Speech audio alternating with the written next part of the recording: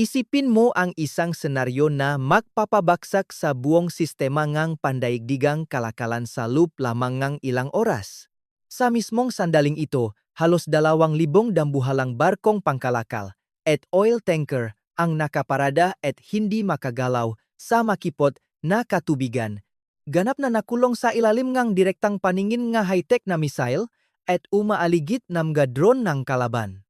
Ang nakakagimbal na larawang ito ay hindi bahagi ng isang pelikula, kundi ang malupit na realidad sa Strait of Hormuz. Ito ang huling larawan ng isang lumang mundo kung saan ang isang makitit na lagusan ay may kakayahang humawak sa lig ng buong ekonomiya ng daigdig. Ang monopolyo sa heografiya ay unti-unti nang nagwawakas. Ngunit paano nga bababaguhin ng sangkatauhan ang mapa ng mundo upang makawala sa patibong na ito? Ang estratehiyang Iran ay malinaw at nakakatakot, gamitin ang kanilang natatanging bentahe sa heografiya upang tuluyang harangan ang Strait of Hormuz. Sa pamamagitan ng pakontrol sa makitit na daluyan na ito, lumiliha silang matinding presyon sa pandaigdigang kalakalan na walang sinumang bansa ang madaling makakawala. Hindi lamang sila nag-iisa sa hakbang na ito. Sa tulong ng puwersang Houthi mula sa Yemen, matagumpay nilang naharangan ang katimugang lagusan ng Red Sea, partikular na ang Bab el-Mandeb Strait, gamit ang mga sopistikadong ballistic missile. Ang dalawang makabilang dulo ngang pinakamahalagang ruta ngang kalakalan sa mundo ay sabay na sinasakal na nagdudulot ngang matinding pangambasam nga pamilihan. Ang pinagsamang puwersang ito ay nagpapakita kung gaano karupok ang ating kasalukuyang sistema ng transportasyon sa karagatan. Ang mapang-ekonomiyang kahihinatnan ng paharang na ito ay hindi lamang teoretikal, ito ay isang ganap na sakuna na nararamdam ng buong mundo. Ang mahahalagang supply chain na nag-ugnay sa Asya at Europa ay biglang naputol. Ayon sa mga pinakabagong datos, ang pandaigdigang ekonomiya ay nawawalan ng bilyon-bilyong dolyar sa bawat oras na lumilipas habang ang mga barko ay nakatigil.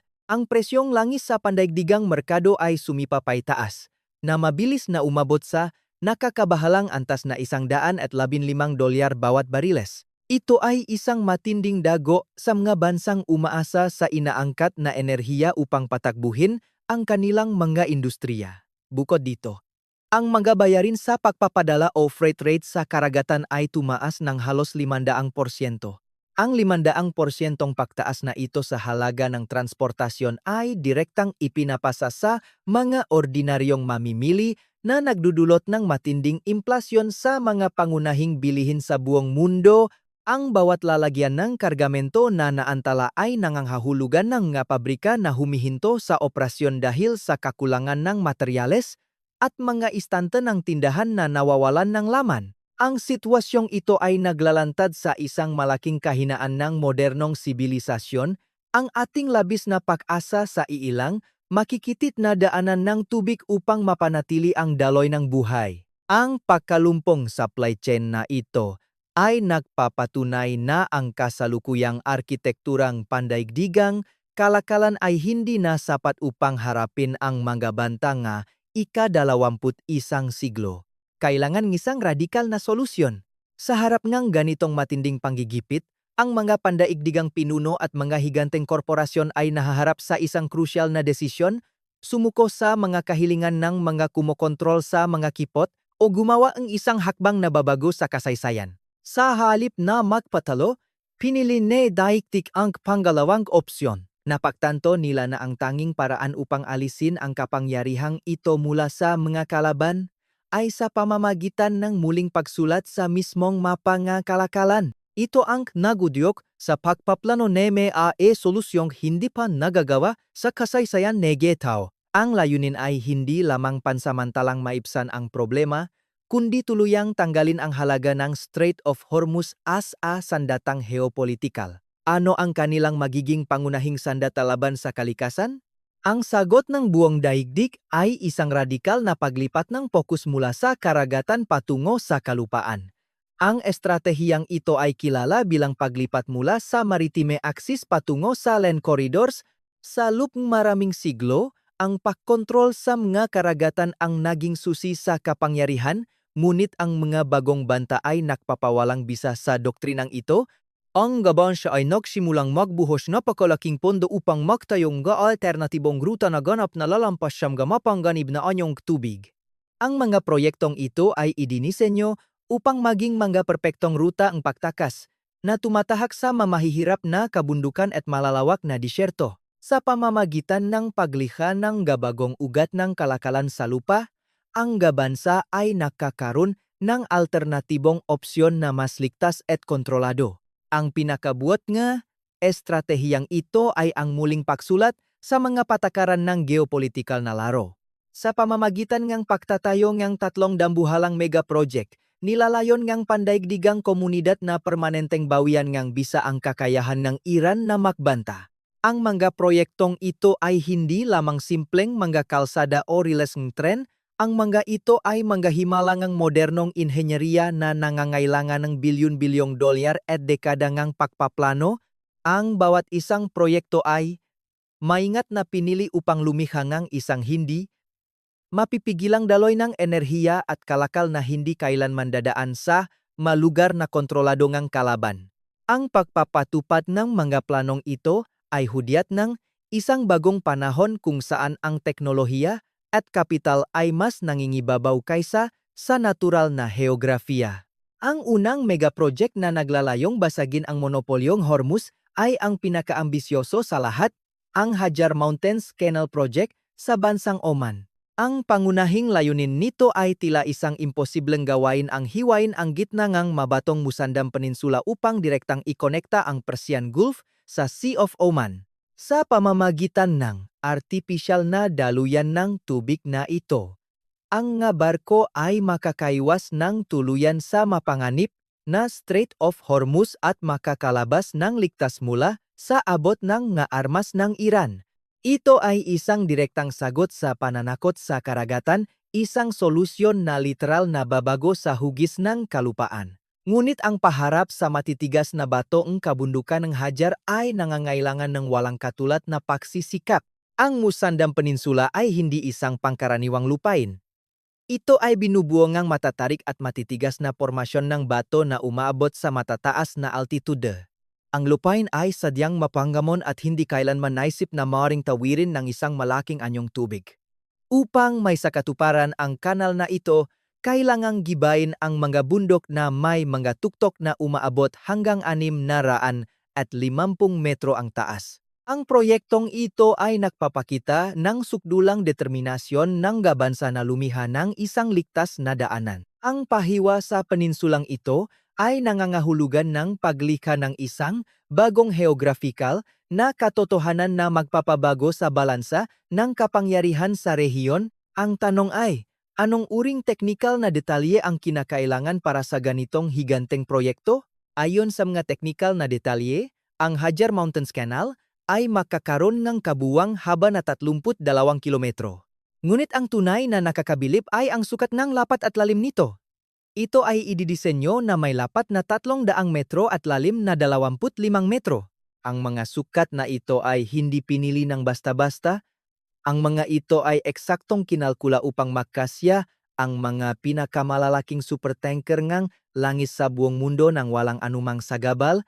Ang ganitong kalaking sukat ay magtitiyak na ang daloyng komersyo ay hindi babagal kumpara sa pagdaan sa natural na kipot. Ang paglihang isang daluyan ng tubig na may ganitong kapasidad sa gitna ng diserto at kabundukan ay isang patunay sa galing ng tao. Upang makontrol ang mga pagkakaiba sa antas ng tubig at matiyak ang kaligtasan ng mga barko, ang kanal ay makakaroon ng tatlong malalaking sistema ngang paglok. Ang bawat sistema ay may habang 400 metro at lalim na 25 metro, sapat upang pantayin ang antas ng dagat habang umaakyat o bumababa ang nga barko sa bundok. Halos hindi maisip ang dami ngang trabahong kakailanganin para dito. Hanggang 400 milyong metro kubiko ngang solidong bato ang kailangang hukayin, basagin at ilipat palabas ng kabundukan ng Hajar. Ito ang isa sa pinakamalaking operasyon ng paglipat ng lupa sa kasaysayan ng tao na higit na lumalagpas sa pinaksamang laki ngang marami sa pinakamalalaking minahan sa mundo. Siyempre, ang ganitong kaambisyosong proyekto ay may katumbas na napakalaking halaga. Ang tinatayang gastos para sa Hajar Mountains Canal ay naglalaro sa pagitan ng 100 bilyon hanggang 300 bilyong dolyar, kung saan ang madalas na binabanggit na halaga ay humigit kumulang 200 bilyong dolyar. Bagamat tila napakalaki ng halagang ito ay itinuturing na isang makatwirang pamumuhunan kapag inihambing sa bilyon-bilyong dolyar na nawawala sa bawat oras na nahaharangan ang kalakalan. Ang kanal ay magbibigay daan sa mga barko na iwasan ang 33 kilometrong habang Strait of Hormuz, isang ruta kung saan 20 milyong bariles ng langis araw-araw katumbas ng 20% ng kabuuang supply sa mundo ang kinakailangang dumaan. Ang epekto ng proyektong ito ay magiging agaran at nagpapabago sa kasaysayan. Sa sandaling mabuksan ang kanal, tatanggalin nito ang humigit kumulang 80% ang kakayahan ng Iran na gumamit ang paharang bilang isang sandata at mangyayari ito sa loob lamang ang isang magdamag. Ang kapangyarihang geopolitikal na tinamasangang nga nakokontrol sa kipot sa loob ng maraming dekada ay maglalaho na parang bula. Ang pamilihan ng enerhiya sa buong mundo ay makakahinga ng maluwag. Alam na ang pinakamahalagang mapagkukunan ng enerhiya ay mayroon ng tiyak at ligtas na daanan palabas ng rehiyon ng Gulf. Ngunit ang kanal na ito ay isa lamang sa 3 haligingang mas malaking plano upang ganap na ibahin ang hugis ngang kalakalan sa gitnang silangan. Ang pangalawang higanteng hakbang sa pag-neutralize sa mga banta sa karagatan ay ang Development Road Project, isang pinaksamang inisyatiba ng Iraq at Turkey. Ang layunin nito ay magtayo ang isang supermodernong koridor ng kalsada at riles ng tren na magbabago sa panlup na kalupaan ng gitnang silangan. Sa halip na umasa sa mabagal at mapanganib na mga ruta ng barko, ang proyektong ito ay naglalayong gawing sentro o pusong pandaigdigang kalakalan ang mismong nga bansang ito. Ang Development Road ay hindi lamang isang simpleng highway. Ito ay isang komprehensibong sistema en logistika na idinisenyo upang maglipat ng milyon-milyong tonelada ng kargamento sa bilis na hindi pa nakikita dati na direktang nag-ugnay sa rehiyon ng Gulf sa mga pamilihan ng Europa. Ang rutaeng dambuhalang proyektong ito ay maingat na plinano upang maging pinaka-episyente. Magsisimula ito sa Grenfell Port sa katimugan ng Iraq na nakaharap mismo sa Persian Gulf. Mula doon, ang koridor ay dadaan sa buong habangang teritoryo ng Iraq, tatawid sa hangganan patungo sa Turkey at dadaan sa Port of Mersin. Ang paglalakbay ay magpapatuloy hanggang sa maabot nito ang Kapikule border crossing sa Bulgaria. Pagdating doon, ang makalakal ay direktang papasok sa mga pangunahing ugat ng transportasyon ng Europa. Ang tuloy-tuloy na rutang ito sa kalupaan ay ganap na nagtatanggal sa pangangailangang idaan ang mga kargamento sa mahaba at mapanganib na paglalayag sa paligid ng Arabian Peninsula at sa Red Sea. Upang maunawaan ang saklaw ng Development Road, kailangan nating tingnan ang mga teknikal na detalye nito. Ang koridor ay makakaroon kabuuang haba na 1,200 kilometro, nilagyan ng nga high-speed na tren at malalapat na highway na walang patid. Ang kapasidad sa pagdadala ng kargamento ay sadyang idinisenyo upang maging napakalaki, kayang hawakan ang 7.5 milyong container araw-araw at humigit kumulang 33 milyong tonelada ng bulk cargo. Ang manumerong ito ay hindi lamang napagtataya. Ito ay mga kinakailangang kapasidad upang palitan ang malaking porsyentong trapiko sa karagatan na kasalukuyang dumadaan sa mga kipot. Ang bilis at kahusayan ng rutang ito ay magpapababa ng husto sa oras ng pagtransit ng mga produkto. Ang paksa sa katuparan ng Development Road ay nangangailangan ng pondo na umaabot sa 17 bilyong dolyar. Ang pinakamahalagang aspeto ng proyektong ito ay hindi lamang ang infrastruktura, kundi ang makasaysayang kasunduan sa pananalapi at kooperasyon sa pagitan ng Turkey, Iraq, Qatar at United Arab Emirates. Ang alyansang ito ng mga bansang mayayaman sa kapital at may estratehikong lokasyon ay nagpapatunay na ang proyekto ay may matibay na pundasyon at handa ng simulan. Ang pagtutulungang ito ay nagpapakita ng isang nakakaisang prente laban sa mga banta sa kalakalan kung saan pinagsasama nila ang kanilang yaman at teknolohiya upang bumuo ng isang kalasag para sa kanilang nga ekonomiya. Ang paghahanda para sa konstruksyon ay nasa huling yugto na. Ang pinakamalaking epekto and development road ay ang pagbabago sa mismong kalikasan paglipat kalakal. Ang langis, natural gas, at milyon-milyong container ay direktang ikakarga sa mantren at truck mula sa mga daungan sa rehiyon ng Gulf. Mula ron, mabilis silang maglalakbay sa kalupaan patungo sa Europa, ganap na iniwasan ang panganib nga torpedo at drone sa karagatan. Ang pagbabagong ito ay hindi lamang nagliligtas sa mga kargamento kundi nagpapababa rin sa halaga ng insurance at pagkaantala na dulot ng makrisis sa karagatan. Ito ay isang matalinong pagiwas na nagpapawalang halaga sa mga nakaharang sa mga kipot, ngunit mayroon pang isang proyekto na mas direkta at mas kontrobersyal na nagbabanta sa kapangyarihan ng Iran. Ang pangatlo at marahil ang pinaka-geopolitikal na sensitibo. Ang pangunahing layunin nito ay bumuong isang direktang sistema ngang tubo na magbebenta at maglilipat ng langis mula sa rehiyon Gulf nang direkta sa pandaigdigang merkado sa pamamagitan ng daungan ng Haifa sa Israel. Ang konseptong ito ay dating itinuturing na imposible dahil sa mahabang kasaysayan ng hidwaan sa rehiyon, ngunit ang panggigipit sa mga karagatan ay naktulak sa mga bansa na isantabi ang mga lumang alitan pabor sa pang-ekonomiyang kaligtasan. Ang pipeline na ito ay isang matapang na hakbang na naglalayong lumihang isang ganap na bagong daluyan ng enerhiya. Ang ruta ng koridor ng enerhiyang ito ay magsisimula sa malalawak na pasilidad ng langis sa Saudi Arabia, tatawid sa mga tuyong disyerto at direktang dadaloy patungo sa malamig na tubig ng Mediterranean Sea. Sa pamamagitan ng pagbypass ng buo sa Red Sea at sa Arabian Sea, ang langis ay makakarating sa mga pamilihan ng kanluran ng mas mabilis at mas ligtas. Ang infrastrukturang ito ay isang tahasang pagtanggi sa lumang sistema kung saan ang bawat pata ng langis ay kailangang dumaan sa mga mapanganib na choke points. Ang pagtatayo ng mga tubong ito sa ilalim ng buhangin ay lumilikha ng isang hindi nakikitang ilog ng enerhiya na mahirap atakehin at imposibleng harangan ng mga tradisyonal na puwersang pandagat. Ang epektong Haifa Pipeline Network ay malalim at malawak.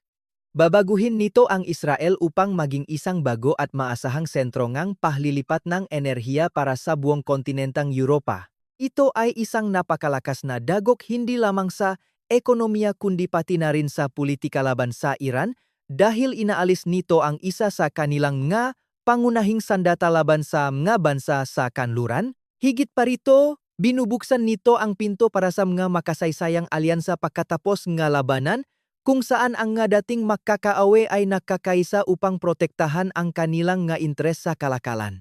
Ang tatlong megaproject na ito ay ang kinabukasan, ngunit ano ang ginagawa ngang mundo ngayon upang mabuhay habang itinatayo pa ang mga ito? Habang naghihintay na makumpleto ang nga dambuhalang proyekto na tatagal ngang ilang taon, hindi maaring tumigil ang pag-ikot ng pandaigdigang ekonomiya. Upang maiwasan ang tuluyang pagbagsak, agad na inaktibo ng mga bansa sa rehiyon ng Gulf ang maksimum na kapasidad ng kanilang maumiiral na lifeline o mga linyang kaligtasan. Ang ito ay ang mga nakatayong network ng pipeline na hindi gaanong napapansin nun ngunit ngayon ay nagsisilbing pangunahing ugat na bumubuhay sa kalakalan ng langis sa pamamagitan ng pagpapatagbo sa mga pasilidad na ito ng walang tigil, nagagawa nilang ilihis ang isang makabuluhang bahagi ng kanilang iniluluwas na enerhiya palayo sa mga mapanganib na kipot na nagbibigay nga kinakailangang oras upang matapos ang mga bagong infrastruktura. Ang pinakamahalaga sa mga linyang ito ay ang East-West Pipeline ng Saudi Arabia na kilala rin bilang Petrolina. Ang higanteng tubong ito ay may habang 1,200 kilometro, nakmumula sa mga mayamang oil field sa silangan tulad ng Abqaiq, bumabaktas sa malawak na disyerto at nagtatapos sa daungan ng Yanbu sa Red Sea. Ang maksimum na kapasidad nito ay umaabot sa 7 milyong bariles bawat araw. Sa kasalukuyan, ito ay masigasik na nagbobomba ngang humigit kumulang 5 milyong bariles ng krudo araw-araw, kasama ang daan-daang libong bariles ng mga natapos ng produkto. Ang Petrolina ang kasalukuyang nagliligtas sa malaking bahaging supplying langis mula sa pagkakaipit sa Strait of Hormuz. Bukod sa Saudi Arabia, ang United Arab Emirates ay mayroon ding sariling kritikal na ruta ng pagtakas. Ginagamit nila ang Habshan-Fujairah Pipeline, isang estratehikong infrastruktura na nakpapahintulot sa kanila na magluwas ng 1,2 milyong bariles ng langis araw-araw. Ang pinakamahalagang katangian ng pipeline na ito ay ang kakayahan nitong ganap na umikot at iwasan ang Strait of Hormuz na direktang nagahatid ng langis sa malitas na daungan sa Gulf of Oman. Ang kontribusyon ng UAE, bagamat mas maliit kaysa sa Saudi Arabia, ay mahalaga upang mapanatili ang pagkakaiba-iba ng mga ruta at matiyak na hindi lahat ng itlog ay nasa iisang basket. Ang mga bansang ito ay nagtutulungan upang mapanatili ang daloy nga enerhiya. Kung pagsasamahin ang epekto nga kasalukuyang linya nga, kaligtasan na ito, ang kabuwang resulta ay kahanga-hanga. Halos 6 milyong bariles ng langis bawat araw ang matagumpay na nailalabas mula sa abot ng kontrol at bantangang Iran. Ang 6 milyong bariles na ito ay nagsisilbing isang napakalakas na kalasag na pumoprotekta sa pandaigdigang ekonomiya mula sa tuluyang pagbagsak. Kung wala ang mga umiral na pipeline na ito, ang krisis na nararanasan ngayon ay magiging isang ganap na apokalipsis sa ekonomiya. Ang tagumpay ng mga pansamantalang rutang ito ay nakpapatunay na ang estratehiya ng paggamit ng kalupaan ay epektibo, ngunit hindi ito nangangahulugan na ang kalaban ay mananahimik na lamang at tatanggapin ang kanilang pagkatalo. May mga seryosong panganib at potensyal na banta sa hinaharap na hindi maaring balewalain. Ang Iran ay tiyak na hindi upo lamang at panonorin ang kanilang pinakamalakas na alas na mawalan ng saysay. Habang patuloy na itinatayo ang mga megaproject na nakbabanta sa kanilang monopolyo, malaki ang posibilidad na gagamit silang mas agresibo at hindi inaasahang mga taktika. Ang digmaang asymmetrical o hindi pantay na labanan ay magiging pangunahing estratehiya nila upang guluhin at sabotahehin ang mga pagsisikap ng pandaigdigang komunidad. Ang labanan ay lilipat mula sa paharang ng mabarko sa karagatan patungo sa pag-atake sa mga mismong infrastrukturang naglalayong lampasan sila. Ang mga higanteng construction site ay magiging mga bagong target ng hidwaan. Ang isa sa mga pinakamalaking banta ay ang pag-deploy ng mga kamikaze drone na may mahabang sakla. Ang mamura ngunit mapanirang sasakyang panghimpapawid na ito na walang tao ay maaring paliparin sa malalaking bilang upang atakihin ang dambuhalang lugar ng konstruksyon ng kanal sa Oman o ang riles sa Iraq. Ang isang matagumpay na pag-atake sa mga kritikal na kagamitan o sa mga lock system ng kanal ay maaring magdulot ng matinding pagkaantala at magdagdag ng bilyon-bilyon sa gastos ng proyekto. Ang teknolohiya ng drone ay nagbibigay sa mga kalaban ng kakayahang umatake mula sa malayo nang hindi inilalantad ang kanilang sariling mga hukbo na ginagawang mas mahirap ang pagdepensa sa mga malalawak na koridor sa kalupaan. Bilang karagdagan sa mga pisikal na pag-atake, nandiyan din ang bantangang sabotahe. Maari silang magsagawa ng malawakang cyber attacks upang pilayin ang mga digital na sistema na nakokontrol sa daloy ng langis at trapiko nga tren. Maari rin nilang gamitin ang proxy forces o mga armadong grupo na nakikisimpatya sa kanila upang pasabugin ang bahagi ng mahahabang pipeline na bumabagtas sa mga liblib na disyerto. Ang pagprotekta sa libu-libong kilometro nga tubo at kalsada mula sa ganitong uringang palihim na pag-atake ay mangangailangan ng isang ganap na bagong antas ng seguridad at teknolohiya ng pagsubaybay. Ito ay isang patuloy na larong pusa at daga sa pagitan ng mga naktatayo at mga sumisira. Sa kabilang mga panganib na ito, isang malinaw na katotohanan ang lumilitaw, ang muling pahubok ng kaayusan ng mundo ay hindi na mapipigilan. Ang panahon kung saan ang mga imperyo ay naghahari sa pamamagitan ng pagkontrol sa mga makikitit na kipot tulad ng Gibraltar, Suez, Malacca at Hormuz ay unti-unti nang nagtatapos. Ang heopolitika ngang nakaraan ay nakabatay sa kung sino ang nakahawak sa mga natural na bottleneck ngang kalikasan. Ngunit ang hinaharap ay pag-ari na ngayon ng bansang may hawak ng teknikal na kapangyarihan, sapat na kapital at malikhaing kakayahan upang bumuo nga bago, ligtas at walang patit na mga koridor.